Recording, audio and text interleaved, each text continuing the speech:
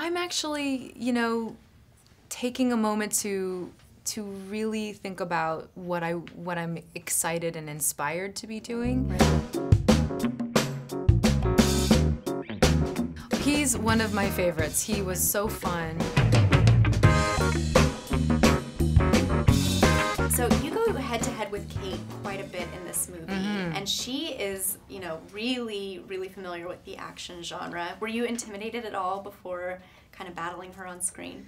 Yeah, I think it's always kind of nerve-wracking when you're coming up against someone who is, such an expert and has done so many films where she portrays these kick-ass characters. So yeah, I was a little bit nervous, but I was really prepared, and I rehearsed a lot, and I felt like I could handle my own, so it was all good. It was cool seeing all the behind-the-scenes footage they were showing because the sets were so built. Like, there's obviously some computer graphics going on, but you guys were really working on real sets for a lot of it seems like. No, we absolutely were.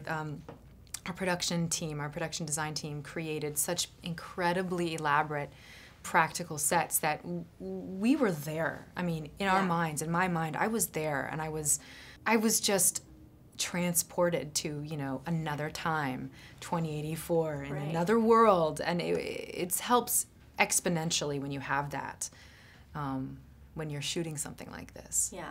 And Colin Farrell, leading man in this movie, you've worked with a lot of great actors over time. How did he stack up? He's one of my favorites. He was so fun, and we had such a hard, long sort of shooting experience, and we were literally every day, all day long, like stuck in an elevator shaft or jumping off this thing, and he was so cool and supportive as an actor and as a co-worker, and someone who was very collaborative and just fun. So you can have a good time, we didn't have to be so serious all the time. So it was a good experience. Now, his character in the movie is kind of given this laundry list of options of memories or experiences he can have implanted into his brain.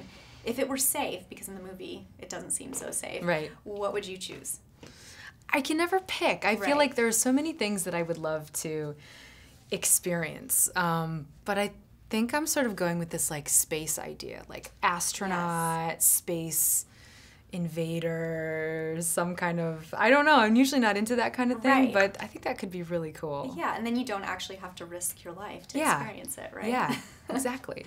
Now, you've been working crazy nonstop over the past few years. You've done some really great roles, but now with this movie under your belt and a wedding ahead, are you looking forward to taking some time off, or are you already like on to the next thing? No, I'm actually, taking a moment to really think about what I'm excited and inspired to be doing. I really don't just want to do something because I feel obligated. So I'm just taking a breath to find something really inspiring and challenging. I just like to keep doing diverse things. And sometimes you have to say no to a couple of things before you find that thing that you're like, oh, I can't not do this. Is there anything specific on your wish list? I think my wish list probably consists of some kind of cool, heightened, broad comedy. Like, I want to do something like A Death Becomes Her. Yes. We need a new one of those, don't you think? Something like that would be really cool. I also love a romantic, I guess you would call it like action movie, but like Romancing the Stone. Just something like that, something fun, but also like an adventure. And then, I don't know, I would love to do something period. Like I was just watching Elizabeth the Golden Age. Amazing movie. Something in a period like that would be incredible. Yeah, some like strong, empowered woman like that would be very cool.